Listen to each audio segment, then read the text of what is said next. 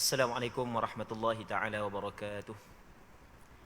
A'udzu billahi minasyaitonir rajim. Bismillahirrahmanirrahim. Alhamdulillahi rabbil alamin wassalatu wassalamu ala asyrafil anbiya'i wal mursalin wa ala alihi wa sahbihi ajma'in. Allahumma rabbi shrah li sadri wa yassir li amri wahlul 'uqdatam min lisani yafqahu qawli. ولا حول ولا قوة إلا بالله العلي العظيم اللهم انفعنا بما علمتنا وعلمنا ما ينفعنا وعلمنا ما جهلنا وذكرنا ما نسينا اللهم يسر ولا تعسر رب تمم بالخير اللهم افتح علينا فتوح العارفين وفقنا توفيق الصالحين اللهم لا سهل إلا ما جعلته سهلا وأنت تجعل الحزن إذا شئت سهلا اللهم اجعلنا من السعداء المقبولين ولا تجعلنا من الأشقياء المردودين اللهم صل وسلم وبارك على سيدنا محمد وعلى آله وصحبه أجمعين والحمد لله رب العالمين. InsyaAllah kita sambung semula pengajian kitab Bulughul Maram yang dikarang oleh Al-Imam Al-Hafidh Ibn Hajar Al-Asqalani yang membincangkan tentang hadis yang berkait dengan hukum hakam. Muslimin muslimat yang dirahmati oleh Allah Subhanahu wa taala, kita masih lagi dalam perbincangan berkait dengan ibadat haji dan umrah. Hadis yang ke-763 daripada kitab Bulughul Maram, kata Imam Ibn Hajar Al-Asqalani rahimahullahu ta'ala, wa an Khuzaimah bin Thabit radhiyallahu anhu anna an-nabiy sallallahu alaihi wasallam kana idza faragha min talbiyatihi fi hajjin aw umrah sa'ala Allah ridwanahu wal jannah wasta'adha bi rahmatihi minan nar. Rawahu Asy-Syafi'i bi isnadin dha'if. Maksudnya, Khuzaimah bin Thabit radhiyallahu taala anhu menceritakan bahawa Nabi sallallahu alaihi wasallam dulu apabila selesai daripada ucapan talbiyahnya ketika mengerjakan haji ataupun umrah, Rasulullah sallallahu alaihi wasallam memohon kepada Allah keredaan Allah dan syurga dan memohon perlindungan dengan rahmat Allah daripada neraka. Hadis riwayat Imam Syafi'i dengan sanad yang dhaif. Muslimin muslimat yang dirahmati oleh Allah Subhanahu wa taala.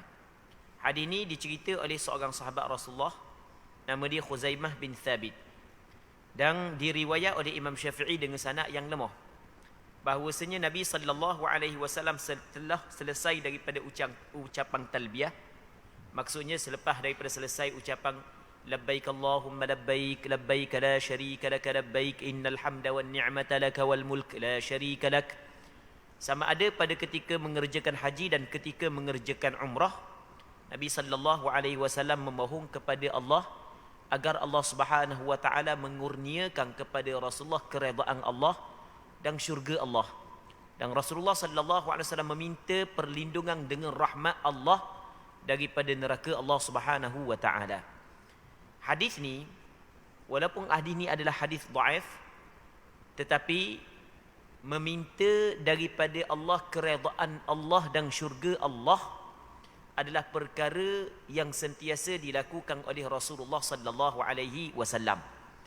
Begitu juga berlindung kepada Allah daripada neraka Allah juga perkara yang sentiasa dilakukan oleh Rasulullah sallallahu alaihi wasallam.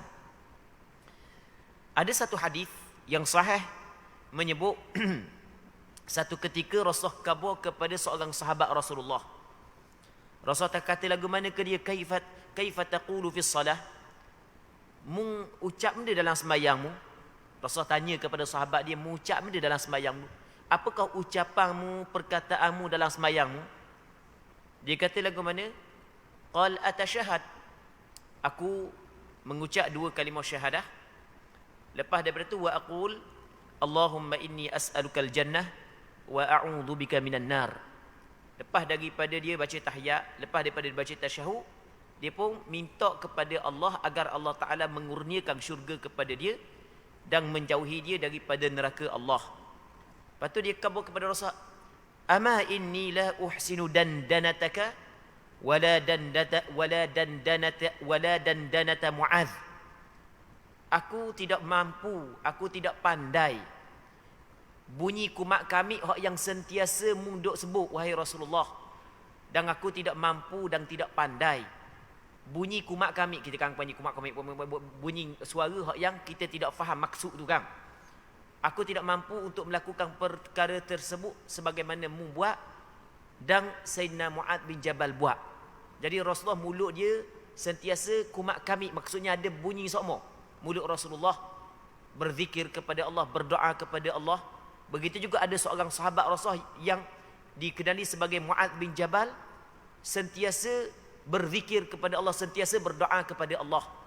Jadi apabila Rasulullah tanya dia mu baca benda dalam semayang, dia kata aku bertasyahud, lepas tu aku hanya baca Allahumma inni as'aluka al-jannah wa a'udzubika minan nar. Aku tidak pandailah nak baca panjang-panjang, nak bobek kau ni dalam bab doa, aku tak pandai sebagaimana yang membuat dan Mu'adh bin Jabal buat. Tengok apa jawapan Rasulullah sallallahu alaihi wasallam. Wa qala an-nabiy sallallahu alaihi wasallam haulaha nudandin.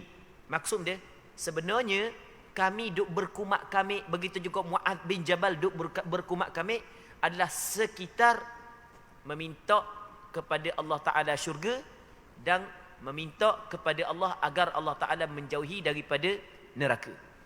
Baik, muslimin muslimat yang dirahmati oleh Allah Subhanahu wa Ta'ala. Seterusnya kata dia lagi wa an Jabir radhiyallahu ta'ala anhu qala Rasulullah sallallahu alaihi wasallam nahartuha huna wa mina kulluha manhar fanharu fi rihalikum wa waqaftuha huna wa arafatu kulluha mawqif wa waqaftuha huna wa jam'un kulluha mawqif. Rawahu Muslim. Ini berkait dengan pelaksanaan ibadat haji lagi. Daripada Sayyidina Jabir bin Abdullah radhiyallahu taala anhuma, katanya Rasulullah sallallahu alaihi wasallam pernah bersabda, aku sembelih haiwan korbanku di sini. Baik. Dan memang Mina seluruhnya adalah tempat menyembelih haiwan korban. Maka sembelihlah haiwan korban kamu di kediaman-kediaman kamu, di kemah-kemah kamu masing-masing. Aku berwukuf di sini. Dan Arafah seluruhnya adalah tempat wukuf. Dan aku berwukuf di sini. Dan semua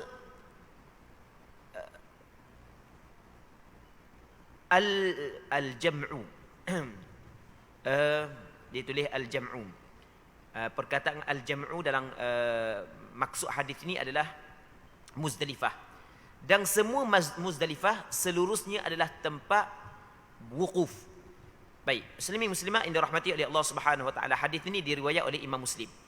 Jadi dalam hadis ni Sayyidina Jabir radhiyallahu taala anhu menceritakan kepada kita bahawasanya dalam melaksanakan ibadat haji Rasulullah sallallahu alaihi wasallam sembelih binatang al-hadyu. Cuma penterjemah kita dia terjemah dengan binatang korban. Dia kita hak yang kita buat di tempat kita, hak yang kita kata binatang korban, dalam bahasa Arab nama dia udhiyah. Baik, kita ada selagi ibadat korban, nama dia adalah al-hadyu. Okey. Kita cerita lebih panjang sikit. Di sana ada ibadat yang disyariatkan kepada kita, yang mana ibadat ini dilakukan melalui penyembelihan binatang. Di sana ada ibadat yang disyariatkan kepada kita, yang mana ibadat ini dilakukan melalui penyembelihan binatang ternakan yang terdiri daripada unta, lembu, kambing. Yang mana ibadat yang disyariatkan kepada kita, cara melakukannya adalah menyembelih binatang dia ada 3 ibadat. Yang pertamanya adalah aqiqah, ataupun cakap kita ngekoh. Yang pertamanya aqiqah. Baik, yang pertamanya adalah aqiqah. Disunatkan bagi orang yang dapat baby, tak kira lelaki ke puang, dia sembelih binatang, kambing ke, lembu ke, unta ke, sebagai akikah kepada anak dia. Okey, itu yang pertama. Yang keduanya adalah al-udhiyah, yang kita kata korban pada hari raya. Yang mana apabila masuk je, naik je matahari, setelah daripada naik matahari pada hari raya, dan berlalunya tempoh khutbah dan 2 rakaat yang ringkas, 2 rakaat dan khutbah, maka masuk waktu kita melakukan ibadat yang dinamakan sebagai ibadat korban. Penghujungnya adalah sampai kepada hari tasyriq, penghujung hari tasyriq, hari yang ke-13 daripada bulan Zulhijjah. Jadi hari raya 11, 12, 13, 4 hari lah.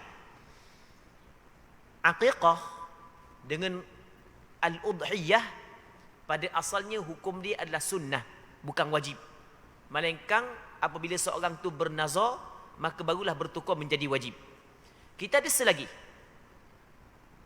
ibadat yang pelaksanaan dia adalah menyembelih binatang yang dinamakan sebagai binatang al-hadyu. Dalam bahasa Arab al-hadi. Yang mana binatang al-hadyu ni adalah binatang yang kita sembelih di tanah haram. Kita sembelih di tanah haram. Baik. Jadi binatang al-hadyu adalah binatang korban yang khusus dibuat di tanah haram. Kita nak buat di tempat kita tak boleh. Sebab binatang ni adalah khusus kita buat di tanah haram. Baik. Hukum melaksanakan korban yang dikatakan sebagai al-hadyu yang kita sebut saat ni tu, ada kala sunat dan ada kala wajib. Wajib bagi orang yang melakukan haji tamattu' ataupun haji qiran. Faman tamatta'a bil umrati ila al-hajj famastaysara minal hadi. Orang yang melakukan haji tamattu', maka dia kena sembelih seekor binatang yang dinamakan sebagai binatang al-hadyu. Baik. Begitu juga orang yang melakukan haji qiran. Sama juga orang yang melakukan kesalahan-kesalahan, yang wajib dia kena sembelih kambing sebagai contoh. Maka hak tu adalah wajib. Yang keduanya adalah al-hadyu hak sunat. Al-hadyu hak sunat macam hak yang kita buat korban di tempat kita. Waktu pun sama. Waktu penyembelihan dia juga sama. Tapi tempat je berbeza, mesti kena buat di Mekah sana. Baik. Rasulullah sallallahu alaihi wasallam dalam tahun ataupun pada Hajjatul Wada', Rasulullah sallallahu alaihi wasallam menyembelih binatang korban sebanyak 100 ekor unta. 100 ekor unta. 100 ekor unta ni bukan sikit ya. Banyak. 100 ekor kambing pun banyak dah. Kambing ni hak cukup umur 1000 ekor. Ada hak lebih daripada 1000 ekor. Kalau 100 ekor 100,000 kambing. Unta ni bukan 1000 ekor. Begitu Nabi sallallahu alaihi wasallam melaksanakan ibadat korban. Baik, sebanyak 100 ekor sembelih unta di Mekah. Mana tempat yang Rasul sembelih? Rasul sembelih di satu tempat di Mina. Rasul sembelih di satu tempat di Mina. Baik. Jadi ketika Rasul sembelih di tempat tersebut, maka para sahabat duk perhati cara ibadat Rasulullah. Kerana Rasulullah pernah bersabda sebelum daripada ni, kata Rasulullah, khudhu anni manasikakum. Hendaklah kamu mengambil daripada aku ibadat-ibadat haji kamu. Jadi apabila Rasulullah sembelih situ, para sahabat nak sembelih situ. Maka kata Nabi sallallahu alaihi wasallam dalam hadis ni, aku menyembelih unta di sini, tapi aku nak khabar kepadamu, bukan tempat menyembelih unta hanya di sini, tempat aku sembelih, bahkan seluruh kawasan Mina adalah tempat penyembelihan. Okey, itu maksud dia. Jadi Rasulullah sallallahu alaihi wasallam khabar kepada sahabat untuk mempermudahkan kepada sahabat, bukanlah disyaratkan menyembelih binatang korban di tempat yang Rasulullah sallallahu alaihi wasallam sembelih, bahkan di mana sahaja di kawasan Mina boleh sembelih binatang korban tersebut. Bukan setakat di kawasan Mina, bahkan apa yang disebut oleh ulama fiqh adalah di dalam tanah haram walaupun di luar Mina juga dibolehkan. Cuma hak yang paling comelnya adalah di Mina, dan hak yang paling comel lagi adalah tempat hak yang Rasulullah sallallahu alaihi wasallam sembelih. Itu hak yang paling comel lagi.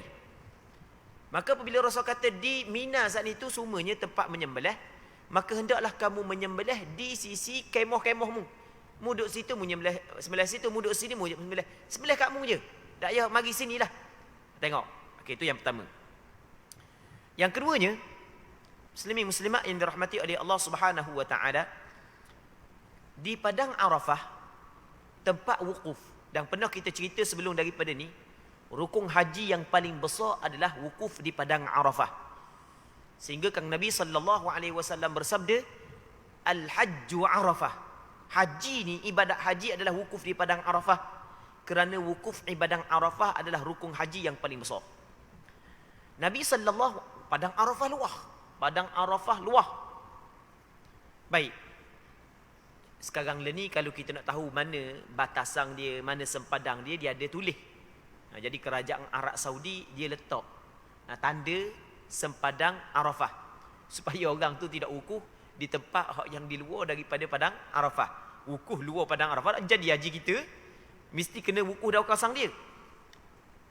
Rasulullah sallallahu alaihi wasallam wukuf di satu tempat yang di atas satu batu. Rasul naik atas satu tempat tersebut yang di bawah Jabal Rahmah. Kalau kita perasan dia di sana ada Jabal Rahmah. Dan di situ ada kawasan yang Rasulullah sallallahu alaihi wasallam wukuf di situ. Maka Rasul kata, aku wukuf di sini. Jadi jangan bolok sini. Kalau cakap kita jangan bolok sinilah. Jangan pakat mari sinilah. Sebab semua padang Arafah boleh wukuf. Mewukuf di mana saja memadai. Baik. Dua. Yang ketiganya, Rasulullah sallallahu alaihi wasallam menyebut, aku berhenti dan aku berwukuf di Muzdalifah. Jadi Muzdalifah Rasul duduk di Al-Mash'aril Haram. Ada tempat Nabi sallallahu alaihi wasallam Rasul duduk di situ. Memang hak yang tempat Rasul duduk situ, hak yang paling comel. Tapi pakat nak duduk situ belaka, kalau orang dalam sejuta orang nak duduk mana? Maka kata Nabi sallallahu alaihi wasallam, semua Muzdalifah saat itu adalah tempat yang boleh kita berwukuf, boleh kita bermalam, duduk mana-mana saja pada tengah malam di Muzdalifah sudah memadai. Okey, ini maksud daripada hadis ini. Hadis ini dikeluarkan oleh Imam Muslim di dalam kitab sahihnya. Muslimin muslimat yang dirahmati oleh Allah Subhanahu wa taala. Seterusnya, wa an Aisyah radhiyallahu anha anna an-nabiy sallallahu alaihi wasallam lamma jaa ila Makkah dakhalaha min a'laha wa kharaja min asfaliha, muttafaqun alaih. Daripada Aisyah radhiyallahu taala anha, katanya bahawa Nabi sallallahu alaihi wasallam ketika datang ke Mekah, Rasulullah sallallahu alaihi wasallam memasukinya daripada daerah atas, dan saat meninggalkannya baginda keluar daripada daerah bawah. Dia di Mekah suatu ketika dahulu dia ada dua jalan. Dia ada jalan yang dinamakan sebagai jalan atas, lepas tu ada jalan bawah. Jalan atas kalau anggorang lebih kurang ni lah adalah kawasan Ma'la. Kita di Mekah dia ada kawasan yang dinamakan sebagai Ma'la, dia ada kubur Ma'la situ. Baik, tu dipanggil kawasan atas. Lepas tu di Mekah dia ada kawasan yang nama dia Masfalah. Kalau orang yang biasa duduk sana dia tahulah Ma'la, Masfalah dia tahu belaka ni. Tapi dok pergi lama pun dia sesak juga. Dok pergi lama. Hamba duduk Mekah lama jugalah. Bulan-bulan kau hamba duduk Mekah, duduk lama kau Mekah. Di Bukit Jiak suatu ketika dahulu. Baik, lepas dari tu berapa tahun kita dok pergi, kita pergi pula bangunan tukar lain. Tukar pula dah jalan. Kita dah ingat dah jalan hak yang padahal kita dok main musim kat tu. Kenal belaka jalan situ. Tempat kita pernah kita duduk situ. Baik, lepas kita pergi dok pergi lama, kita pergi pula Allah. Tukar habis. Bangunan-bangunan hak yang kita jadi pedoman dulu tak ada habis. Nya naik bangunan baru pula. Lorong pusing kat lain pula. Baik. Cuma kita nak ceritanya, kita ada kawasan Ma'la, lepas tu kita ada kawasan Masfalah. Jadi Rasulullah ketika Rasul datang ke Mekah, kan Rasul asal penduduk Mekah, Rasul dilahirkan di Mekah, sampai masa Rasulullah berhijrah ke Madinah. Jadi ketika Rasulullah duduk di Madinah lama, Rasulullah tak mari Mekah. Rasulullah mari pada tahun Umratul Qada. Rasulullah sallallahu alaihi wasallam mari pada tahun Hajjatul Wada', pada tahun Fathu Makkah. Rasul mari lepas daripada tu. Jadi ketika Rasul datang ke Mekah, Rasul masuk jalan atas, tubik jalan bawah. Maka sebab itulah kata ulama, hak yang paling comelnya adalah orang hak yang nak pergi Mekah, sama ada buat haji ke ataupun buat umrah, dia masuk jalan atas, tubik jalan bawah. Tu kalau sekiranya kita bawa kenderaan diri, kalau kita tumpang orang takkan nak pergi cekek tukang dengan babah, suruh lalu kat jalan atas, tubik kat jalan bawah, tak boleh. Tak boleh. Jadi kena ikut dia lalu jalan mana pun, tambah kita tak kenal pun ikut dia lah. Tapi kalau sekiranya kita kenal mana jalan atas, mana jalan bawah, hak yang pernah dilalui oleh Nabi sallallahu alaihi wasallam, maka hak itulah hak yang sebaik-baiknya hak yang kita buat. Jadi oleh kerana kita tak kenal dah, tambah-tambah bukan tempat kita, tambah-tambah orang hak yang bawa kita mujur, dia bawa siapa tu mujur. Mujur siapa tu mujur. Baik. Jadi payahlah kita nak beramal dengan apa hak yang disebut oleh ulama sunat, masuk jalan atas tubik jalan bawah. Baik. Hadis ini adalah hadis muttafaqun alaih, hadis riwayat Bukhari dan Muslim.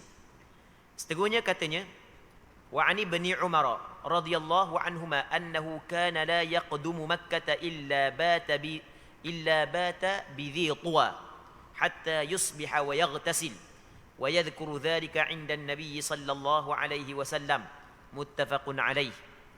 Maksudnya daripada Abdullah bin Umar bin Al-Khattab radhiyallahu taala anhuma, katanya dia tidak datang sekali-kali memasuki kota Mekah, melainkan menginap terlebih dahulu di kampung ataupun di satu tempat nama dia Dhi Tuwa, sampai pada pagi hari. Lepas tu dan mandi. Dia melakukan demikian kerana mengikut jejak Nabi sallallahu alaihi wasallam. Antara sahabat yang cukup kuat berpegang kepada sunnah Rasulullah, benda yang Rasul buat dia buat belaka. Antara sahabat yang cukup berpegang kuat dengan sunnah Rasulullah adalah Abdullah bin Umar bin Al-Khattab. Ketika zaman Rasulullah, dia melihat Rasulullah sallallahu alaihi wasallam mari Mekah, Rasul dah masuk lalu Mekah. Rasul akan berhenti di satu tempat nama dia Dhi Tuwa. Dhi Tuwa ni adalah satu lembah, satu ketika dahulu, yang mana di Dhi Tuwa ada telaga.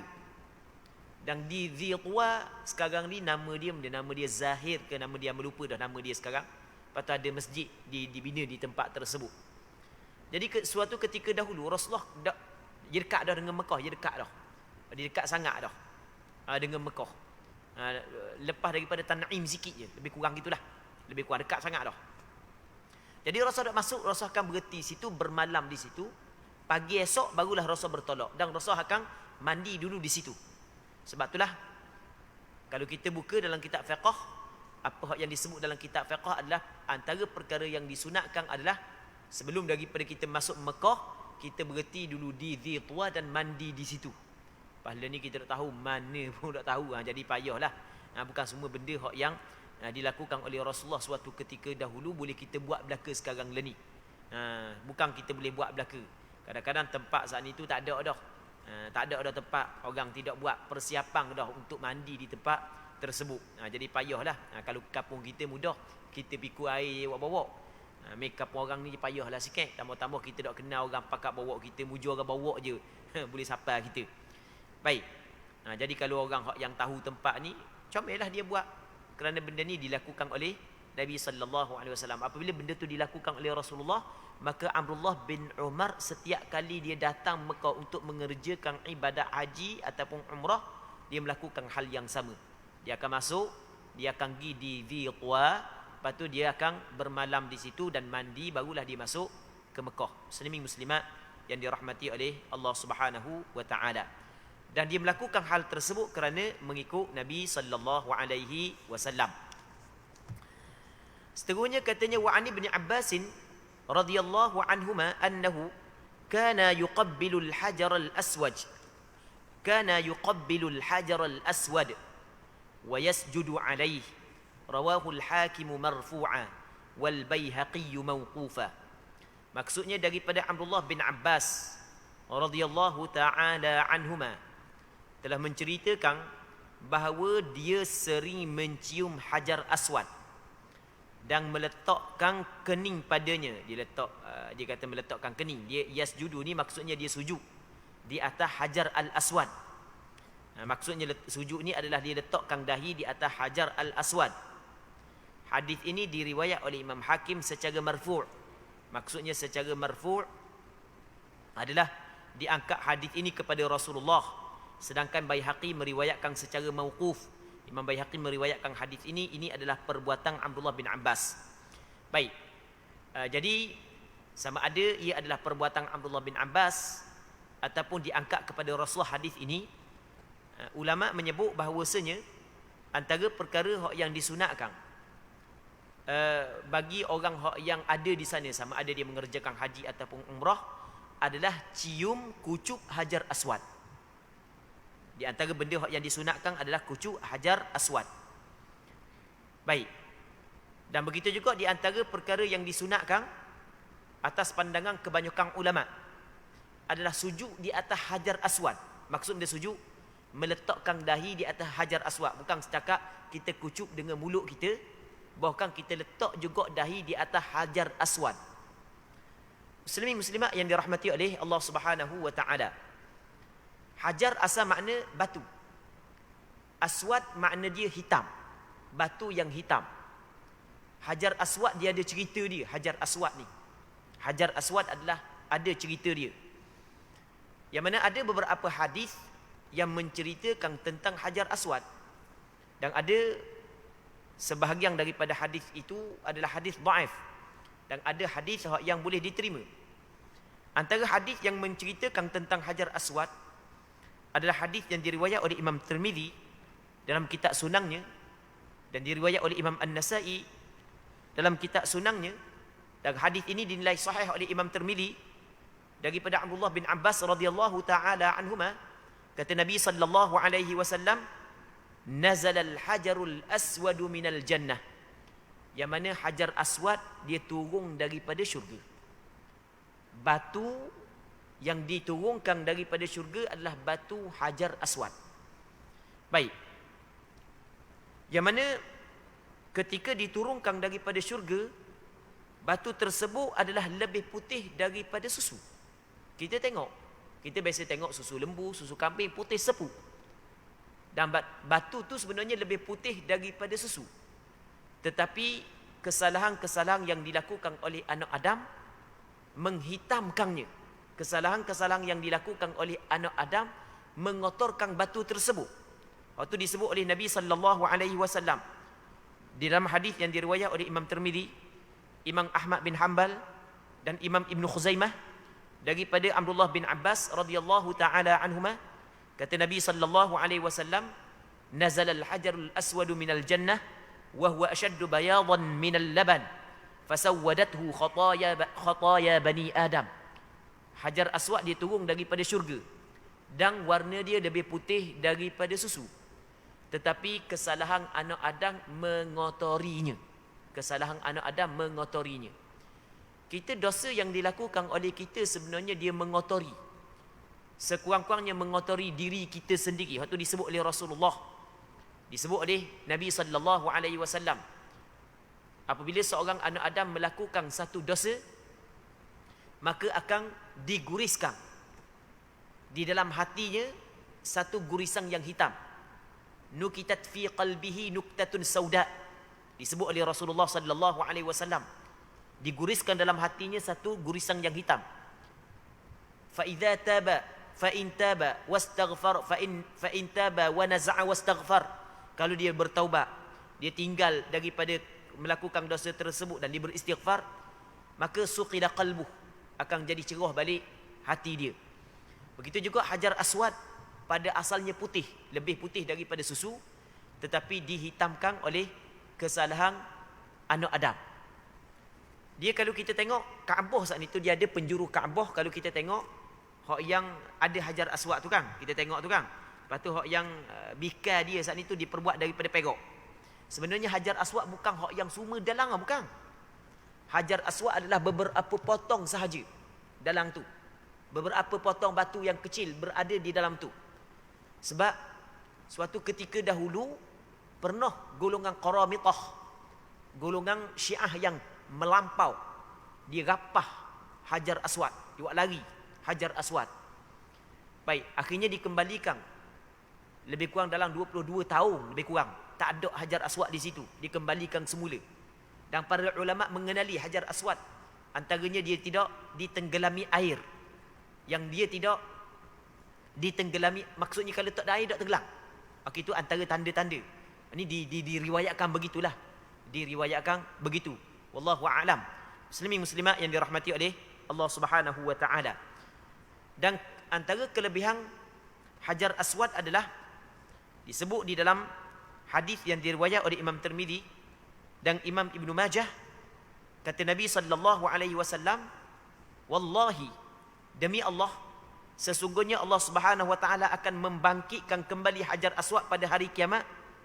Dia mempunyai dua mata. Allah Taala bagi kepada dua mata yang dapat melihat dengan keduanya, dan lidah yang dia bertutur dengannya, dan dia akan bersaksi kepada mereka yang menyentuh Hajar Aswad dengan tangan dengan benar, dengan penuh keikhlasan. Orang yang menyentuh Hajar Aswad dengan tangan dengan istilam. Dia istilam adalah istilah, maksudnya sentuh dengan tangan, akan disaksi oleh Hajar Aswad. Ini bukan cerita dongeng. Ini bukan cerita dongeng. Ini adalah cerita yang dicerita oleh Nabi sallallahu alaihi wasallam, yang disebut di dalam hadis yang diriwayat oleh Imam Tirmizi, Imam Ibnu Majah. Dan hadis ini dinilai hasan oleh Imam Tirmizi dan dihukum kuat oleh pengarang kitab kita, Imam Ibnu Hajar Al-Asqalani, di dalam kitab Fathul Bari.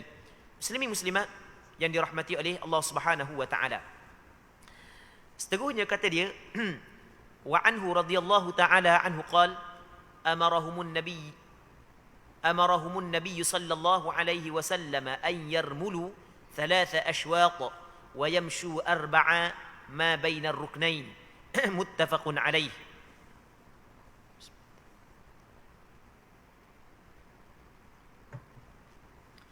Daripada Abdullah bin Abbas radhiyallahu taala anhuma, dia menceritakan bahawasanya Nabi sallallahu alaihi wasallam telah memerintahkan kepada mereka, Rasulullah perintah kepada para sahabat untuk berlari kecil, kita kata berlari anak, sebanyak 3 kali pusingan, dan berjalan biasa sebanyak 4 kali pusingan. Baik, barang yang di antara 2 rukun. Jadi Rasulullah sallallahu alaihi wasallam suruh berlari anak 3 pusingan dan berjalan biasa 4 pusingan. Bagi orang yang datang ke Mekah, lepas tu dia nak buat umrah, lepas tu sampai Mekah dia melakukan tawaf, maka sunat dia 3 pusingan yang pertama dia berlari anak, manakala 4 pusingan yang lain, 4 pusingan yang lain saat itu dia berjalan seperti biasa. Sama juga orang yang datang Mekah untuk mengerjakan haji, lepas tu dia buat tawaf selamat datang. Sunat dia berlari anak 3 pusingan yang pertama, manakala 4 pusingan lagi adalah berjalan seperti biasa. Dan pernah kita cerita sebelum daripada ni, kenapakah Rasul buat begini? Adalah kerana musyrikin Mekah duk cakap, ni boleh kita ambil kesempatan ni terhadap Muhammad dengan kawan-kawan dia ni, sebab di mari Madinah dak gerak dah. Jadi letih. Maka Rasulullah dengar cerita lagu tu, maka Rasulullah perintah kepada sahabat, siapa je Mekah kita berlari anak. Dan kita tunjuk bahawa kita kuat, kita gagah. Jadi orang ingat kita dak gerak dah. Orang musyrikin Mekah ingat dak gerak dah. Siapa Mekahnya berlari pula tawaf. Oh, gagah. Begitu. Dan benda tu ditetapkan di dalam tawaf, tapi bukan semua tawaf. Yang pertamanya adalah tawaf qudum, yang keduanya adalah tawaf umrah. Baik, adapun tawaf sunat, tidak sunat kita buat perkara yang kita sebut saat ni. Muslimin muslimat yang dirahmati oleh Allah Subhanahu wa taala. Seterusnya kata dia,